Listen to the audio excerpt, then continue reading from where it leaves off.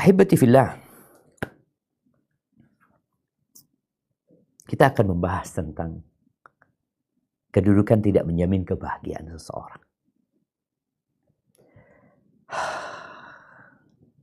Tapi yang jadi masalah, banyak orang beranggapan apa yang kita lihat dari kehidupan seseorang yang dia pamerkan itu sebagai tanda orang itu bahagia. Ternyata pagi ini Ana membaca bahwa flexing itu penyakit ternyata. Yang menunjukkan orang itu nggak bahagia. Tapi karena udah jadi penyakit dan dianggap biasa, semua orang berusaha untuk memamerkan dirinya. Agar dia selalu tampil wah. Mak-mak khususnya, yang diperintahkan oleh Allah untuk tinggal di rumah. Dan sebagian berpikir, kalau aku tinggal di rumah aja, aku gak akan bahagia. Kebahagiaan itu ada di luar sana. Maka akhirnya tidak sedikit dari kaum Hawa yang berusaha untuk menunjukkan kedudukan dia kepada umat manusia. Tapi dia tetap di rumah.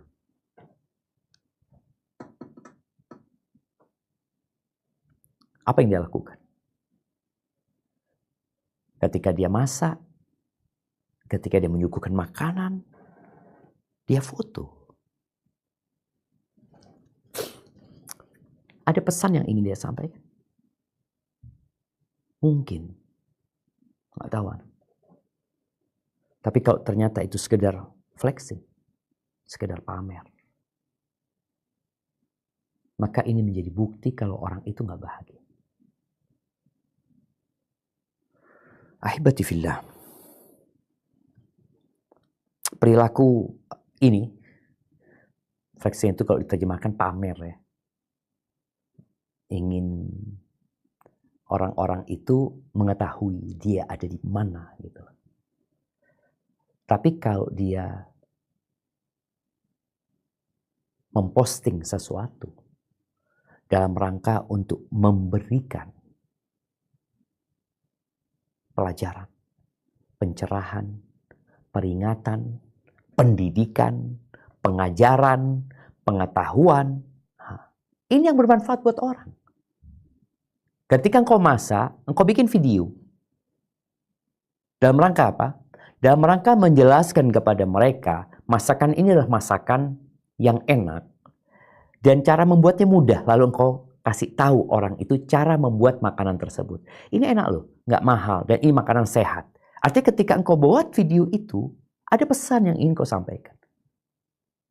Ketika seorang naik mobil, kemudian tujuan dia naik mobil untuk menjelaskan mobil ini harganya murah ya. Mobil ini kaki-kakinya bagus, tapi ada masalah di sini. Anda lihat ada video-video yang dibuat oleh masyarakat. Di situ ada unsur education.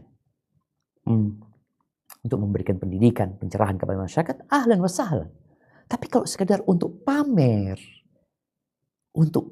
dirimu, engkau punya ini, untuk menyampaikan aku punya ini, aku sebagai ini.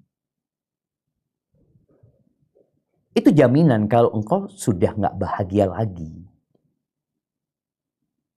Kenapa? Karena flexing ini dimasukkan penyakit mental. Dan tatkala kita bicara kebahagiaan, kebahagiaan itu ternyata berbeda dengan kegembiraan.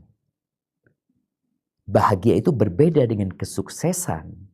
Orang sukses bisa beli mobil mahal, dia bisa duduk sebagai pejabat atau sebagai CEO atau apalah.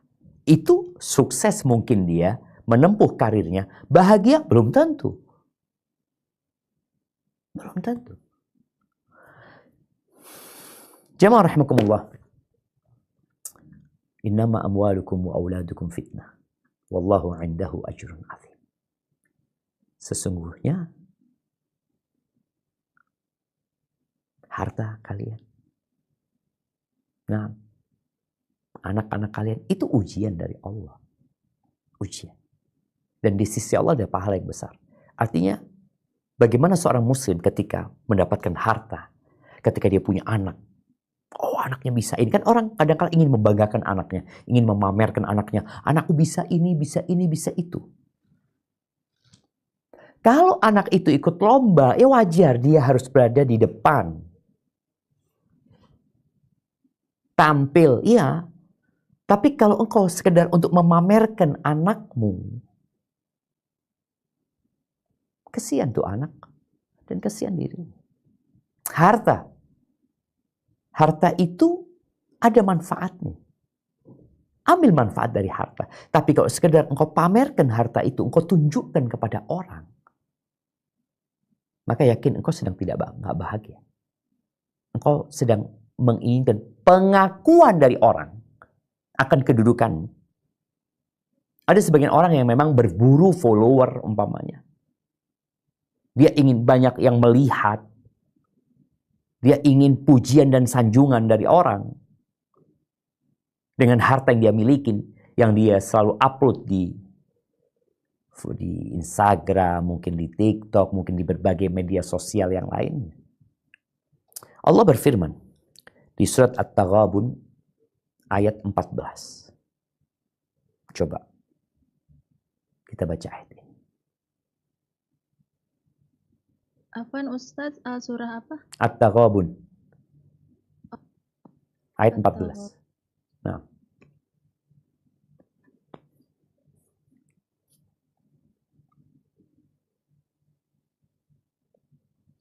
A'udzu billahi minasyaitonir rajim.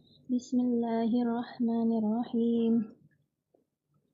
Ya ayyuhalladzina amanu inna min azwajikum wa auladikum aduwwan lakum fahdharuhum.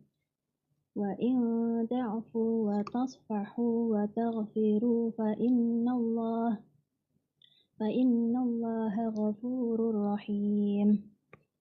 Hai orang-orang yang beriman, sesungguhnya di antara istri-istrimu dan anak-anakmu ada yang menjadi musuh bagimu. Maka berhati-hatilah kamu terhadap mereka. Dan jika kamu memaafkan dan tidak memarahi serta mengampuni mereka, maka sesungguhnya Allah Maha Pengampun lagi Maha Penyayang. Barakallahu fikum. Bicara kehidupan keluarga, bicara rumah tangga yang ingin berbahagia, ya. Maka di sini orang harus mendidik pasangannya, mendidik anak-anaknya agar tidak jadi musuh.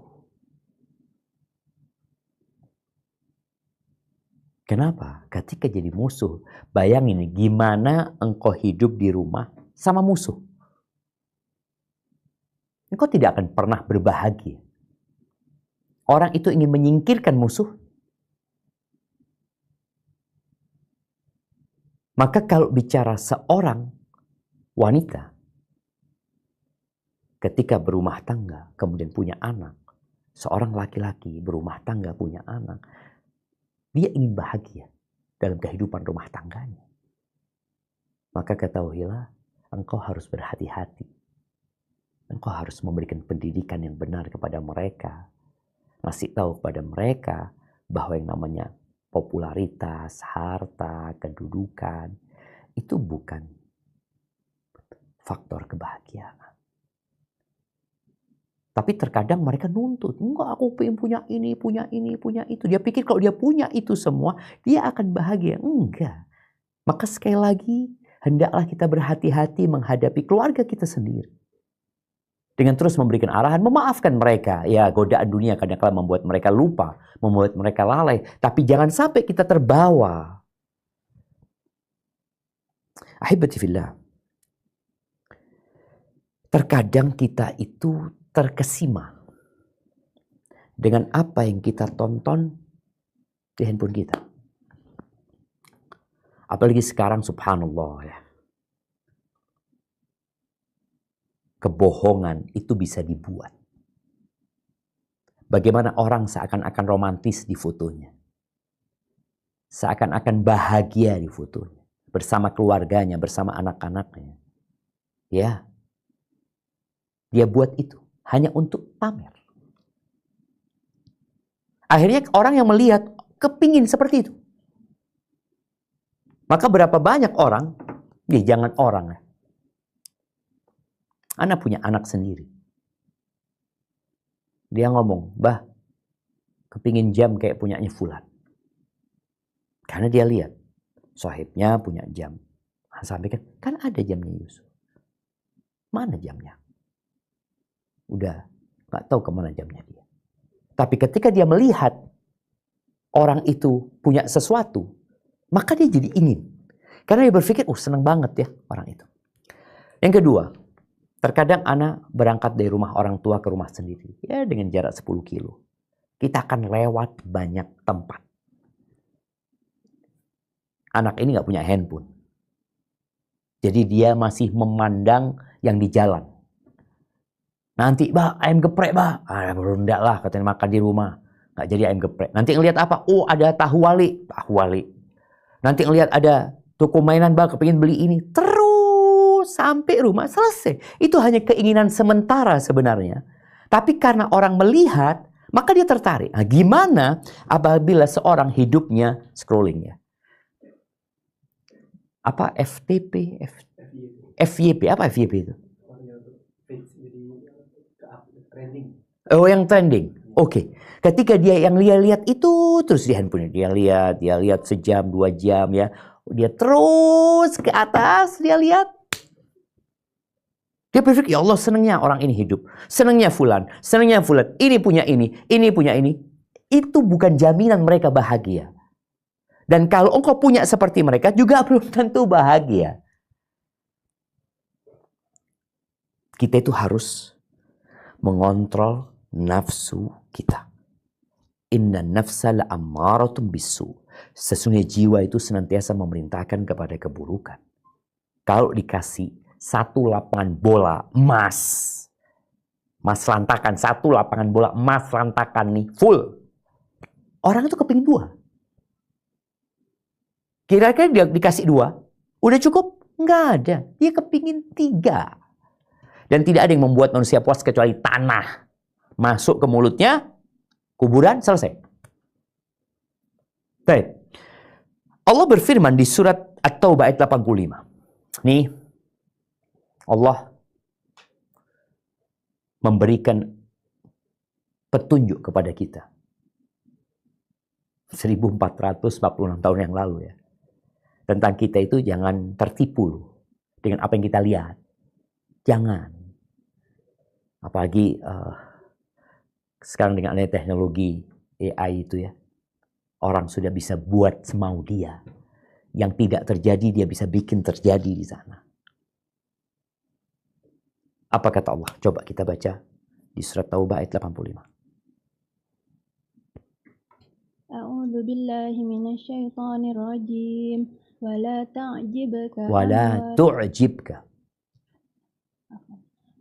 ta'jibka amwaluhum wa auladuhum innama yuridullahu an yu'adzibahum biha fid dunya wa tazhaqa anfusuhum wa hum kafirun.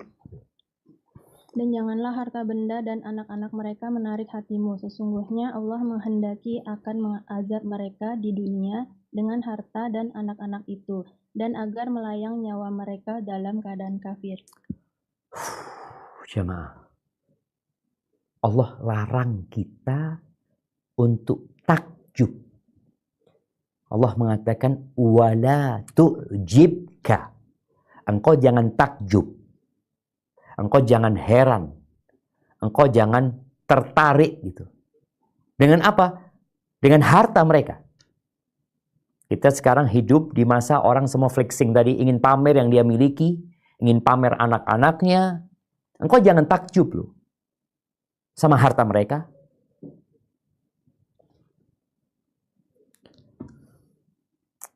Tadi malam jamaah anak-anak ngomong, "Bah, kita lagi makan terus terjadi obrolan. Ada baju yang terbuat dari kantong plastik sampah itu harganya 30 juta. Akhirnya ditunjukin, lihat bah. Terus ada lagi selotip ya, apa? Astagfirullahaladzim. Lakban harganya 10 juta Pak Jamaah. Karena ada tulisannya Balenciaga. Itu macam-macam sudah. Karena orang itu kepingin pamer, dengan itu dia tunjukkannya. Akhirnya punya anak Yusuf lagi. Yusuf nanti mau beli lakban, tak kasih tulisan Balenciaga, Baba jual di Amerika nanti Baba jual di Amerika 10 juta nanti Baba tak kasih 1 juta kata dia. Anak ngomong, iya Yusuf. Artinya tuh anak itu ketika ngelihat dengan fitrahnya, apa ini? Dan Allah sudah katakan, kok jangan takjub loh. Jangan. Orang semua ingin menunjukkan merek. Ada merek di baju anak. Sama ya, orang ingin menunjukkan merek ya. Ingin tampil, ingin pamer. Itu sudah tanda dia nggak bahagia. Bahagia itu bukan di merek sini. Kalau Anda bisa buka baju Anda bisa buka dada Anda akan keluarkan jantung Anda. Di sini loh, nggak kelihatan. Ternyata bahagia itu nggak kelihatan. Mau ada orang yang di wajahnya mungkin sudah tua ya, mungkin sudah keriput-keriput, dan ada perempuan yang wajahnya glowing. Apakah yang glowing ini lebih bahagia daripada yang keriput? Apakah yang wajahnya kusam itu tanda dia nggak bahagia? Yang glowing tandanya dia bahagia? Enggak. Allah katakan jangan takjub kalian. Dengan harta, dengan anak-anak mereka, yang mereka ingin juga memamerkan anak-anak mereka, jangan takjub. Apa kata Allah? Innama yuridullah liyu'adzibahum biha fil hayatid dunya. Allah itu hendak mengazab mereka. Bukan di akhirat, di akhirat lain. Ini di dunia Allah hendak mengazab mereka. Dengan apa diazab? Dengan hartanya dan anaknya. Azab itu ada 2. Ada azab fisik. Ada azab jiwa. Dan ternyata manusia sudah menetapkan bahwa flexing itu termasuk azab jiwa. Orang ini sakit mentalnya. Betul kata Allah. Allah hendak mengazab mereka dalam kehidupan dunia ini. Dengan apa diazabnya? Dengan penyakit? Bukan. Dengan hartanya. Dengan anak-anaknya. Mereka tersiksa hidupnya. Wa tazhaqa anfusuhum wa hum kafirun. Dan mereka akan mati dalam kondisi kafir. Berarti akan kekal dan abadi di neraka. Jemaah rahimakumullah. Rasul sallallahu alaihi wasallam mengatakan ta'isa 'abdud dinar wad dirham wal qatifah wal khamisah. Celakalah hambanya emas. Orang kalau yang di pikirannya emas, yang di hatinya emas, yang dia cari cuma harta, celaka orang ini. Melarat hidupnya, menderita. Sebanyak apapun hartanya. Apabila dia ternyata menghambakan diri. Artinya mencintai harta itu seperti hamba. Dirham. Dan dirham. Perak. Wal qatifah. Ini diperbudak oleh mode dan fashion. Kain, ada jenis kain yang memiliki bludru, khomisah, ada kain yang warnanya hitam dan itu kain-kain yang mahal pada masa itu. Sekarang kan orang ya udah, dia akan berpikir dia pakai baju, dia pakai tas, dia ingin menampilkan dirinya, kebingungan dia. Sampai ada orang-orang yang jadi hambanya fashion ini, dia kalau sudah pakai baju itu, dia nggak mau pakai lagi tuh baju. Aku kan udah pakai kemarin. Loh, kenapa? Nanti kata orang, ini yang kemarin yang dipakai. Apa urusan sama mereka? Engkau pakai baju untuk menutup auratmu? Cukup. Tapi enggak. Dan terus terang, kalau bicara pakaian, ya laki sama sih. Kalau Anda lihat. Tapi mungkin perempuan lebih banyak diperdaya. Karena pakaian-pakaian banyak yang untuk para wanita. Tapi laki-laki juga sama. Mereka juga ada yang diperbudak dengan fashion ada. Nah, kata Nabi SAW, in u'tiya radhi, ini orang. Kalau dikasih dia ridho. Yang dia inginkan dikasih, senang, dia seakan-akan bahagia. Enggak bahagia dia. Dia gembira aja. Wa illam yu'ta lam yardah. Kalau nggak dikasih yang dia inginkan, dia jadi marah. Kenapa? Ini dan itu. Ta'isa wa antakas. Wa idha syika falan taqash. Kata Nabi SAW, semoga dia celaka. Dan semoga dia tersungkur. Dan semoga kalau dia kesusuk duri, nggak bisa dikeluarkan itu diri. Ahibati fillah. Kita tahu Qarun. Qarun juga flexing. Juga memamerkan hartanya. Kita akan baca ini tentang Qarun ya. Supaya kita tahu, ya bahwasanya kedudukan tidak menjamin kebahagiaan. Enggak.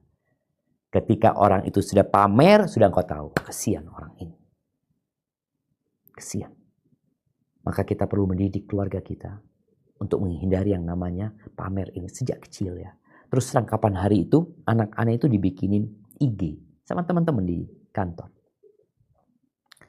Bikin IG, nanti dia ngaku apa-apa, dia bikin video. Anak lihat, penyakit ini. Ada yang nggak ada. Nggak ada lagi. Kenapa? Karena kita akhirnya mencabut kebahagiaan anak-anak kita. Wallah, anak itu bahagia sekedar main air. Anak itu bahagia sekedar lempar-lemparan bantal. Bahagia. Tapi ketika kita buat dia dikenal, ya kesian lah. Ya, kita lihat Qarun. Ternyata dia sama. Orang yang sakit sebenarnya. Kita akan baca ayat 76 dari surat Al-Qasas sampai ayat 83. Tapi baca satu-satu. Nah, tafadhol. Nah. Apa Ustadz? Baca satu-satu maksudnya? Ayat 76 sama artinya. Baru nanti Anda kasih penjelasan, baru pindah ke ayat 77. Gitu. Oke.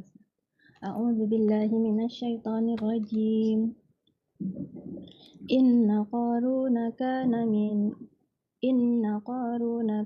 min qaumi Musa fabagha 'alaihim wa atainahu minal kunuzi ma inna mafatihahu latanu bil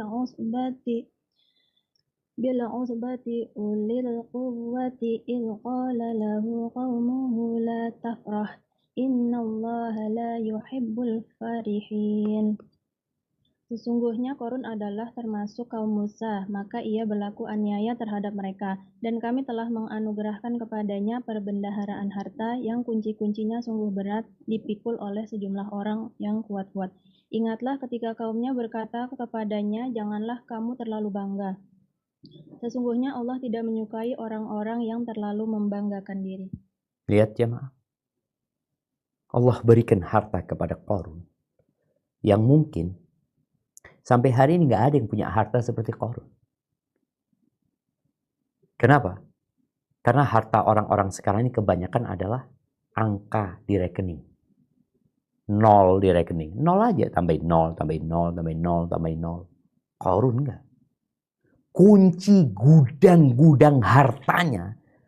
Dan kalau bicara harta zaman itu ya emas, perak, berlian. Itu kuncinya dipikul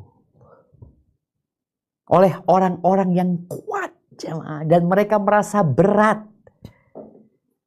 Bukan dibawa seperti ini, dipikul. Dari besarnya gudang dia. Dari banyaknya kunci-kunci ruangan-ruangan yang berisikan harta dia. Dia melampaui batas. Ya, dia pamer hartanya, dia membanggakan dirinya akan kedudukan dia. Maka kaumnya ngasih nasihat. La tafrah, kau jangan membanggakan diri. Jangan berlebih-lebihan. Allah nggak suka. Allah nggak suka. Ketika Allah nggak suka, selesai. Kau nggak akan bahagia. Karena yang memberikan kebahagiaan itu Allah. Huwallazi anzala as-sakinata fi qulubil mu'minin. Allah yang menurunkan kebahagiaan, ketenangan, ketentraman, kedamaian. Enggak.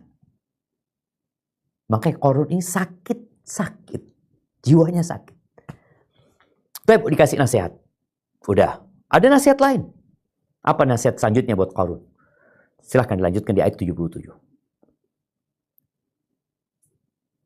Wabat wabtaghi fima ataakallahu ad-daral akhirah wa la tansa nasibaka minad dunya wa ahsin kama ahsanallahu ilaik wa la tabghil fasada fil ard innallaha la yuhibbul mufsidin. Dan carilah pada apa yang telah dianugerahkan Allah kepadamu, kebahagiaan negeri akhirat. Dan janganlah kamu melupakan bahagianmu dari kenikmatan duniawi, dan berbuat baiklah kepada orang lain sebagaimana Allah telah berbuat baik kepadamu. Dan janganlah kamu berbuat kerusakan di muka bumi, sesungguhnya Allah tidak menyukai orang-orang yang berbuat kerusakan. Tuh, nasihat yang pertama dari awal sudah dikatakan kepada Qarun, la tafrah. Innallaha la yuhibbul farihin. Jangan engkau terlalu bangga. Merendahlah engkau. Pujilah Allah. Tidak perlu menundukkan hartamu sekian, kedudukanmu seperti apa. Enggak. Allah enggak suka dengan orang-orang yang membanggakan dirinya. Lalu wabtaghi fima ataakallahu ad-daral akhirah. Engkau dikasih harta sama Allah, dikasih kedudukan sama Allah. Ya udahlah. Carilah engkau dengan apa yang Allah berikan kepadamu, cari akhirat. Wala tansa nasibaka minad dunya, tapi jangan lupa engkau masih hidup di dunia. Ini nasihat yang begitu fair. Engkau dikasih harta, engkau dikasih kedudukan, cari akhirat.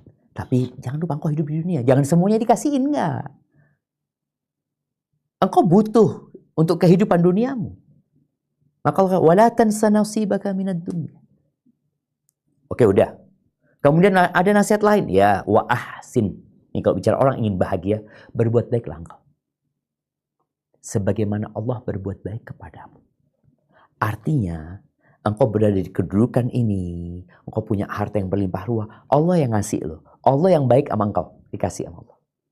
Maka, sebagaimana Allah berbuat baik kepadamu, engkau berbuat baik kepada manusia. Diingatkan bahwa nikmat itu dari Allah, dan diingatkan agar dia bersyukur dengan nikmat yang Allah berikan kepadanya. Terus, terakhir,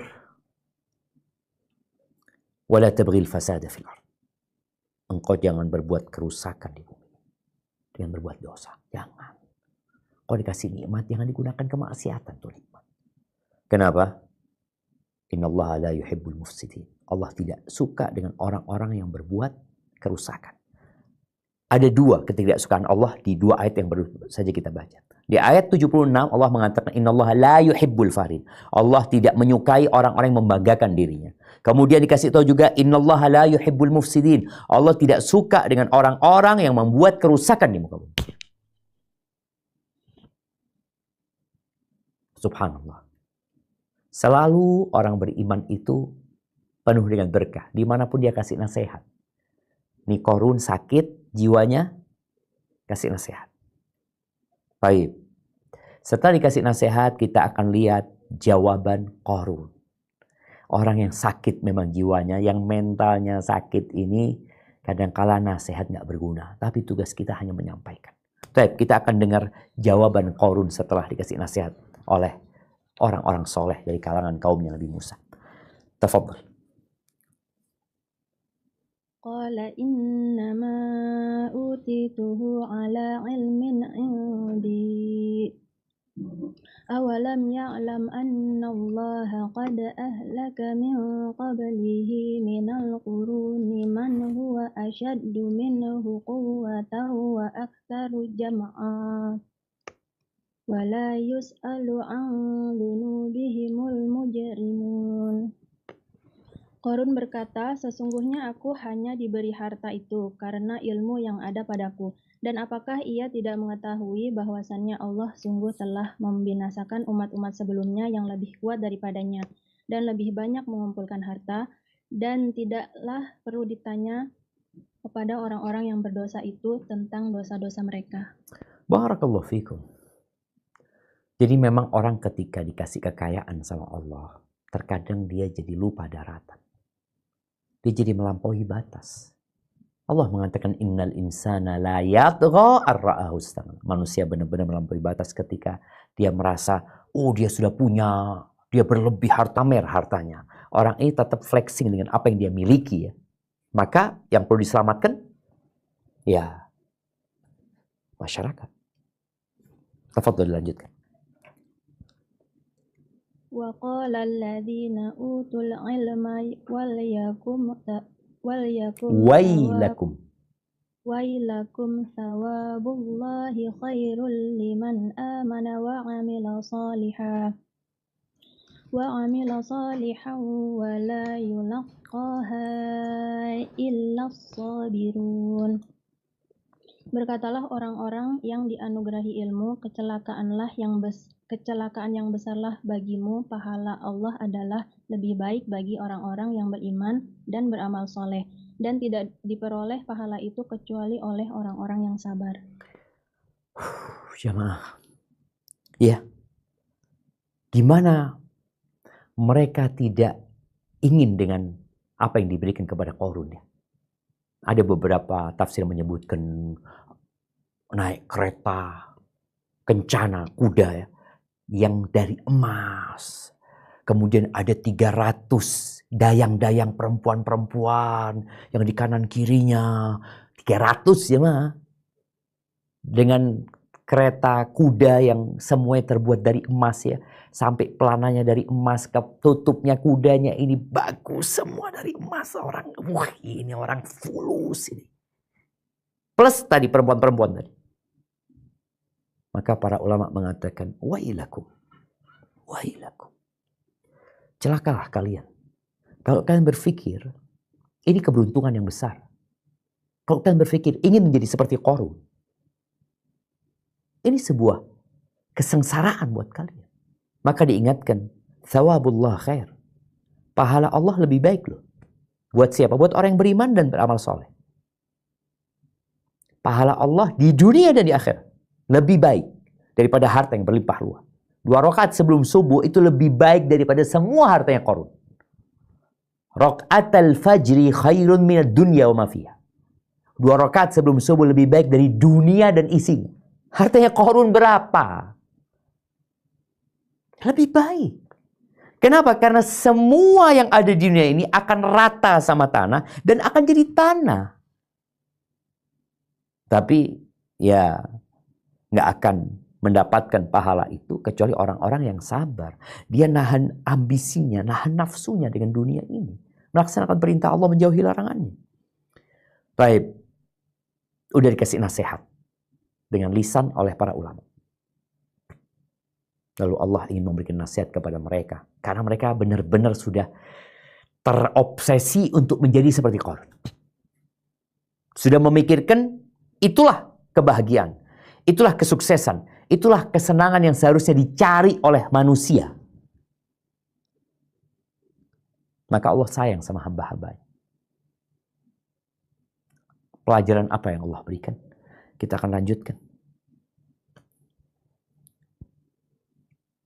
فَخَسَفْنَا بِهِ وَبِدَارِهِ الْأَرْضَ فَمَا كَانَ لَهُ مِنْ فِئَةٍ يَنْصُرُونَهُ مِنْ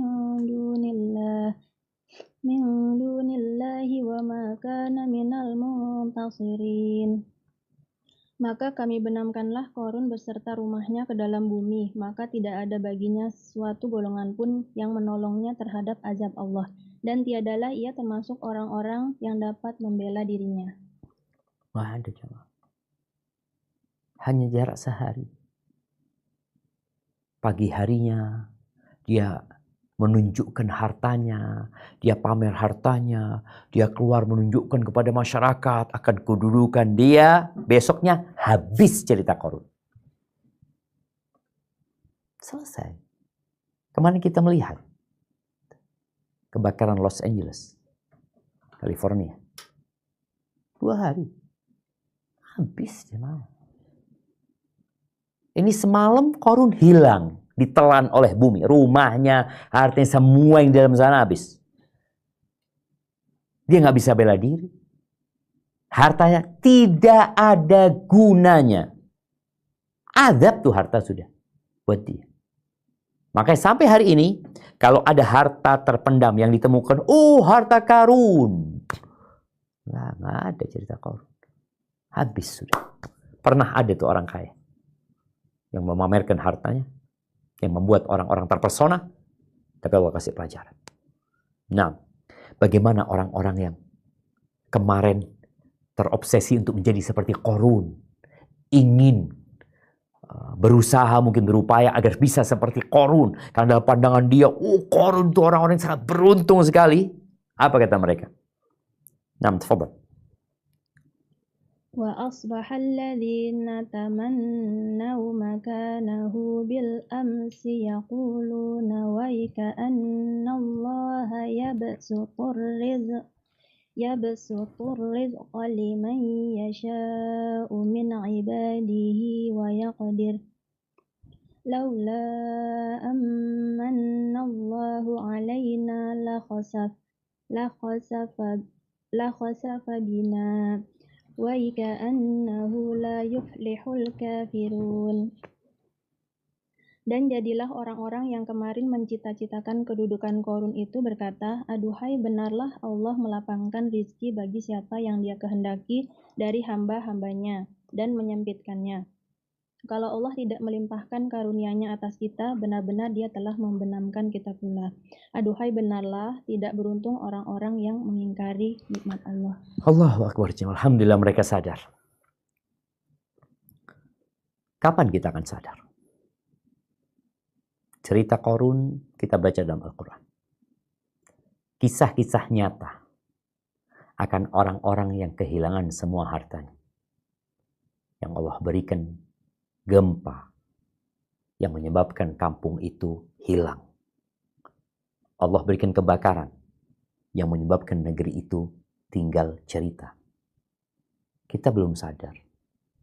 Kaumnya Nabi Musa langsung sadar. Urusan rezeki ini ujian dari Allah. Sebagian orang Allah bikin kaya, sebagian orang Allah bikin miskin. Itu ujian dari Allah SWT. Dan alhamdulillah mereka bersyukur. Mereka tidak seperti Qarun. Mereka ingin hartanya seperti Qarun. Karena dalam pandangan mereka, oh inilah keberuntungan. Kedudukan yang diharapkan semua orang. Setelah sadar, enggak. Barakallahu fikum. Kita lanjutkan. Alhamdulillah. Tilka darul akhiratu naj'aluha lilladzina la yuriduna 'uluwan fil ardi wala fasada wal 'aqibatu lil muttaqin. Negeri akhirat itu kami jadikan untuk orang-orang yang tidak ingin menyombongkan diri dan berbuat kerusakan di muka bumi. Dan kesudahan yang baik itu adalah bagi orang-orang yang bertakwa. Barakallahu fikum jemaah. Jadi kalau ingin bahagia, jadilah orang yang bertakwa kepada Allah SWT. Engkau akan bahagia. Laksanakan perintah Allah. Jauhi larangannya. Engkau akan bahagia di dunia dan di akhirat. Walaupun kau tidak punya kedudukan apa-apa di pandangan manusia. Engkau tidak pernah upload apapun. Engkau tidak pernah menunjukkan tentang eksistensi dirimu. Engkau di rumah, engkau berzikir, engkau berdoa, engkau sholat, engkau menciptakan generasi masa depan bagi para wanita ini. Hidup dengan anak-anakmu. Ada cerita indah yang kau sedang ukir untuk kehidupan yang kekal dan abadi. Jamaah rahimakumullah, ada memang faktor kebahagiaan. Kebahagiaan itu internal kita, hati kita. Tapi ternyata ada faktor eksternal yang membuat kita, paling enggak, faktor pendukung kebahagiaan seseorang. Tapi intinya tetap hati ya. Nabi SAW mengatakan arba'un minas sa'adah. Ada 4 perkara yang menjadi pendukung kebahagiaan. Al-mar'atus salihah, tentunya pasangan hidup yang saleh, istri yang salehah. Wal maskanul wasi', tempat tinggal yang lapang. Tidak harus engkau miliki, tapi engkau punya tempat tinggal. Yang ketiga, wal jarus salih, tetangga yang baik. Yang keempat, al-markabul hani, kendaraan yang nyaman. Wa arba'un minas syaqawah, dan ada 4 perkara pendukung kesengsaraan. Yang pertama, al-mar'atus su', istri yang jahat, istri yang buruk, enggak solehah, tetangga yang buruk, kendaraan yang nggak nyaman, dan tempat tinggal yang sempit. Tapi ketahuilah semua itu hanya faktor eksternal. Kalau internalnya bahagia ditambah yang eksternal tadi dia dapat, maka kebaikan di atas kebaikan. Tapi kalau faktor internalnya sakit, kemudian dia punya segala yang eksternal tadi, maka dia tetap sakit. Allah Azza wa Jalla berfirman di surat An-Nahl ayat 97. Kita baca ayat ini, kemudian kita masuk ke sesi tanya jawab. Tafadhal.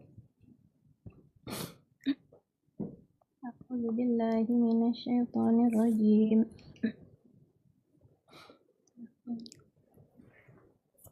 Man 'amila shalihan min dzakarin aw unsa wa huwa mu'minun falanuhyiyannahu hayatan thayyibah wa lanajziyannahum ajrahum bi ahsani ma kanu ya'malun.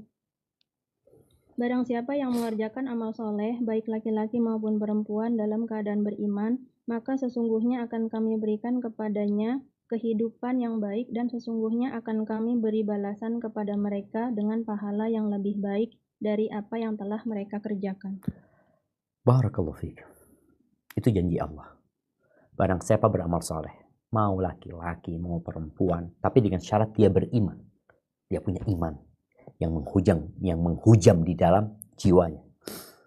Yang dia ikrarkan dengan lisannya. Yang dia wujudkan dengan raganya. Maka kata Allah, kami akan memberikan kepadanya kehidupan yang baik di dunia. Falanuhyiyannahu hayatan thayyibah di dunia. Kemudian di kuburan. Kemudian ketika dibangkitkan pada hari kiamat. Dia akan selalu bahagia. Allah tidak katakan Allah akan kasih harta. Enggak. Allah akan kasih penghidupan yang baik. Kita tahu Nabi Musa alaihissalam dibandingkan dengan Fir'aun. Ya jangan ditanya. Nabi Musa alaihissalam dibandingkan dengan Qarun, jangan ditanya. Sebagaimana Nabi kita Muhammad alaihissalam dibandingkan dengan Abu Jahal, Abu Lahab, Nabi susah hidupnya. Secara finansial, secara ekonomi. Tapi kehidupan yang baik Allah telah berikan kepada beliau. Dan akan dapat balasan yang lebih baik daripada yang mereka kerjakan. Hadza wallahu a'lam bishawab. Itu yang dapat Anda sampaikan pada kesempatan kali ini. Semoga bermanfaat. Kita masuk ke sesi tanya jawab. Anda persilahkan. Tafadhol. Assalamualaikum Ustaz, barakallahu fiik. Waalaikumsalam warahmatullahi wabarakatuh. Naam, tafadhol. Apakah membagikan rezeki di media sosial termasuk flexing atau bisa menjadi motivasi bagi orang lain, Ustaz? Barakallahu. Tunggu, apa pertanyaannya? Apakah membagikan rezeki di media sosial? Membagian rezeki kayak apa? Seperti sodako atau bagi-bagi uang di jalan gimana gitu, Ustaz? Kemudian seperti dia yang lakukan itu loh, Ustaz. Dia bagi-bagi, kemudian dia bikin video. Gitu. Di sosial media, Ustaz. Siap. Atau bisa menjadi motivasi bagi orang lain, Ustaz. Barakallahu. Nah, barakallahu fika. Kita tadi bicara kebahagiaan itu tempatnya di hati. Dan Allah Azza wa Jalla mengatakan tentang sedekah ini, in tubdus sadaqati fa ni'mahi. Kalau kalian sedekah terang-terangan itu baik. Baik dari sisi boleh jadi memotivasi orang lain ya. Tapi kata Allah, wa in tukhfuha wa tu'tuha al-fuqara fa huwa khairul lakum. Tapi kalau kalian sembunyikan, kalian berikan kepada orang-orang fakir yang memang membutuhkan, itu lebih baik buat kalian. Jadi ketika seorang sedekah terang-terangan, tujuannya apa dia? Apakah tujuannya untuk menunjukkan di sini ada orang-orang yang butuh bantuan antum? Seperti kita lihat teman-teman yang mungkin memberikan bantuan ke Gaza umpamanya, mereka berangkat ke sana, mereka bikin video sebagai dokumentasi untuk mengharapkan orang-orang berbagi kepada mereka. Maka ini insya Allah bukan flexing, memang dia butuh orang-orang yang membantu. Dia tidak sedang pamer perbuatan dia, tapi dia butuh bantuan orang-orang untuk menolong saudara-saudara kita. Atau yang kedua, dia membuat video itu sebagai laporan kegiatan. Dia memang bikin video, ini sodako dari fulan, kita sampaikan, bukan ana yang ngasih ini umpamanya. Ini teman-teman dari Australia umpamanya yang sedang berbagi, kita bikin tujuannya sebagai laporan. Lagi-lagi bukan flexing. Tapi kalau sekedar dia bikin video untuk kesenangan dirinya, untuk menunjukkan eksistensi dirinya, maka ini yang bermasalah. Innamal a'malu binniyat. Maka ada hal-hal yang memang perlu ditunjukkan sama orang, perlu dibuktikan. Tadi contohnya laporan, anak, orang bikin sumur, tolong bikin videonya, datanglah, anak ini sumurnya udah jadi, ya ini tuh makasih banyak, barakallahu fiik. Lalu kita sampaikan di situ, jamaah masih banyak ya tempat-tempat lain yang membutuhkan sumur. Ini bicara sumur. Atau buka bersama Ramadan umpamanya. Kita ingin menunjukkan daerah sini butuh bantuan. Jadi bukan untuk pamer yang tujuannya kepuasan dirinya. Padahal nafsunya tidak akan pernah puas. Dia akan bikin video lagi, Seperti itu, wallahu a'lam bishawab. Nah.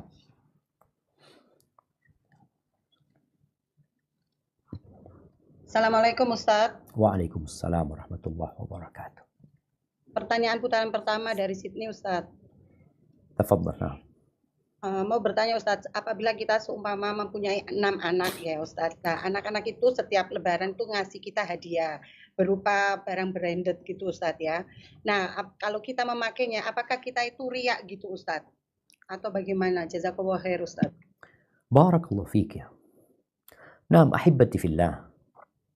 Berkaitan dengan bolehkah kita pakai barang-barang branded? Boleh-boleh aja. Tapi kembali kepada niatnya. Tadi kita sudah baca bagaimana orang-orang memberikan nasihat kepada Qarun, la tafrah.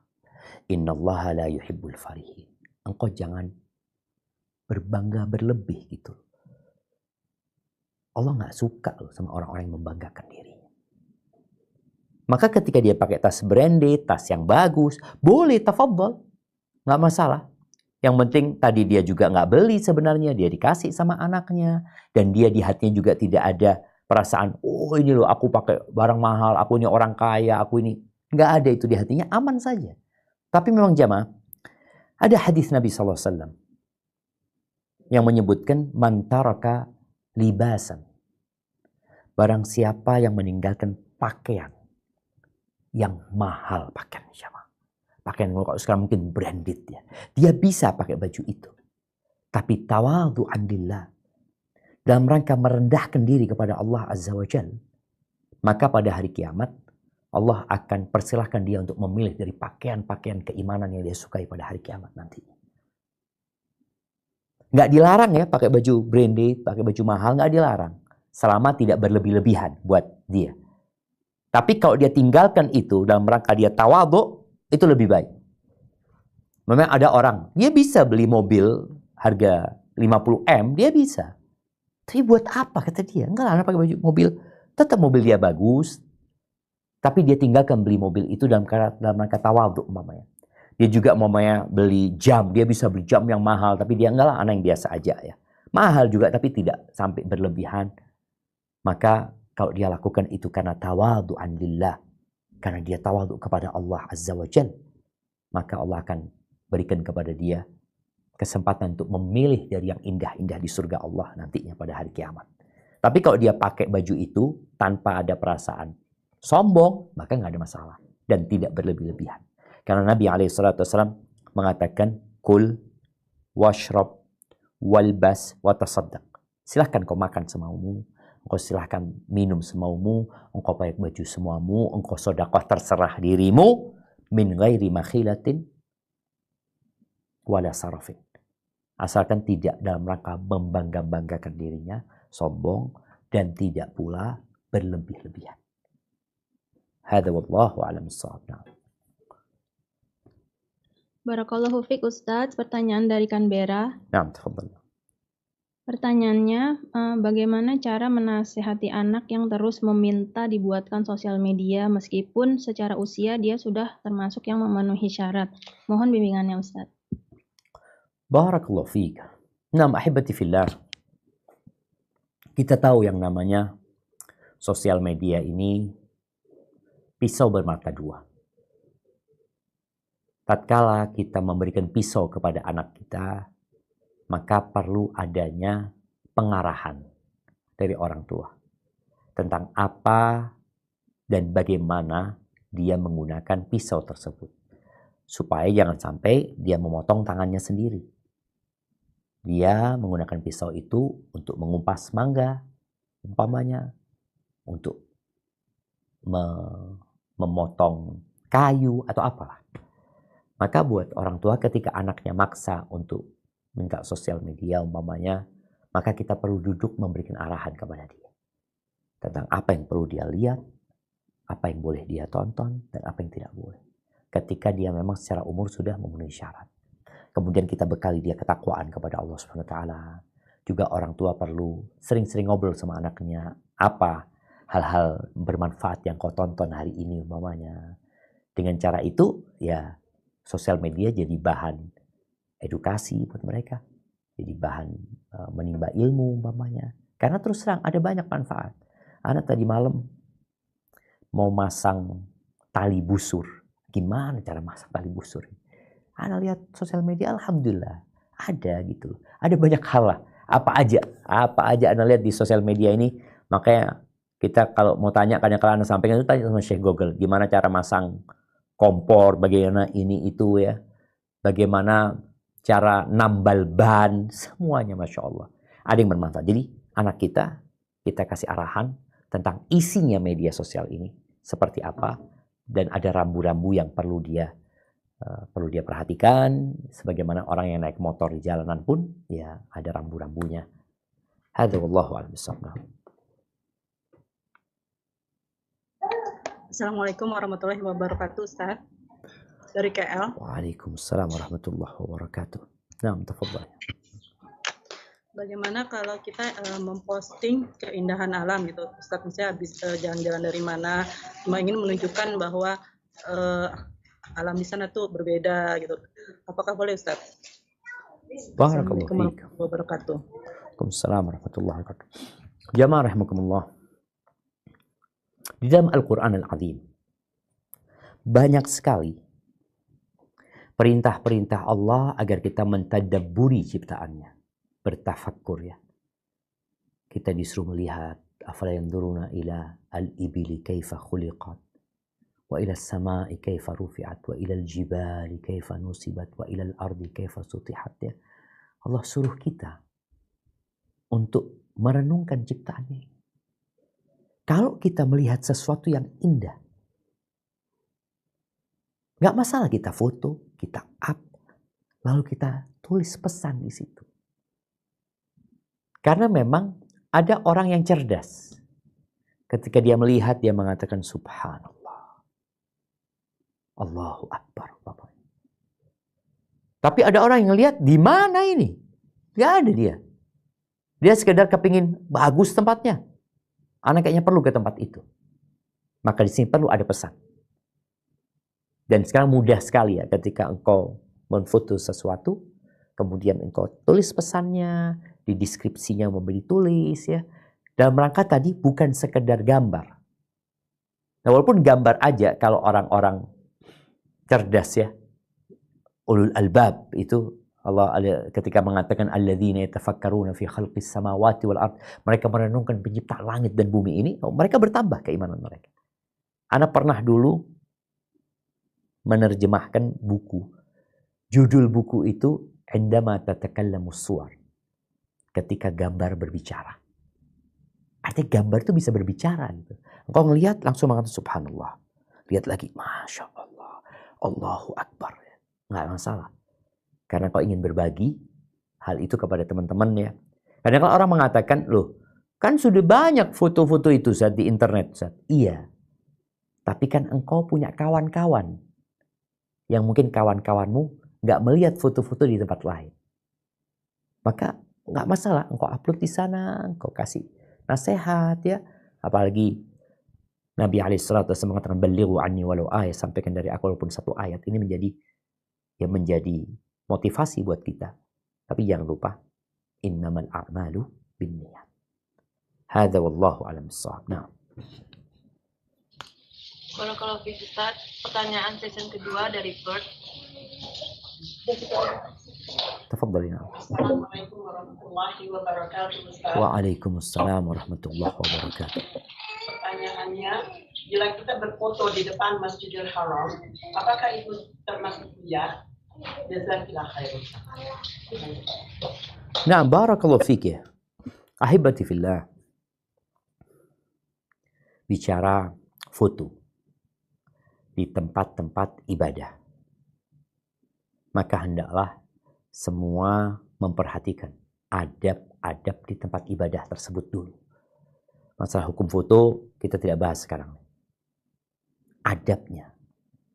Engkau sedang berada di masjid. Ketika engkau harus foto di tempat itu, apakah engkau tidak mengganggu kesucian masjid dan keagungan masjid di tempat itu? Engkau sedang sibuk beribadah sebenarnya. Ya, orang ingin mengabadikan ya, mendokumentasikan momen-momen baik dia umpamanya. Tapi jangan sampai engkau tidak menghargai tempat yang mulia tersebut. Akhirnya nanti engkau masuk orang-orang yang sakit jiwanya sebenarnya. Mentalnya sakit. Dia hanya ingin pamer. Kadang-kala ada orang yang minta foto sama anak, dia ngomong, Ustadz, ini buat koleksi pribadi Ustadz, kata dia. Jadi dia memang nggak ada tujuan untuk pamer, nggak, buat koleksi pribadi. Dia ngomong, anak cuma buat anak, ya mungkin sama anak-anak pengen nunjukkan ya. Tapi ada yang tujuannya memang pamer. Kalau orang yang tujuannya sudah pamer, kemudian dia tidak menghargai Masjidil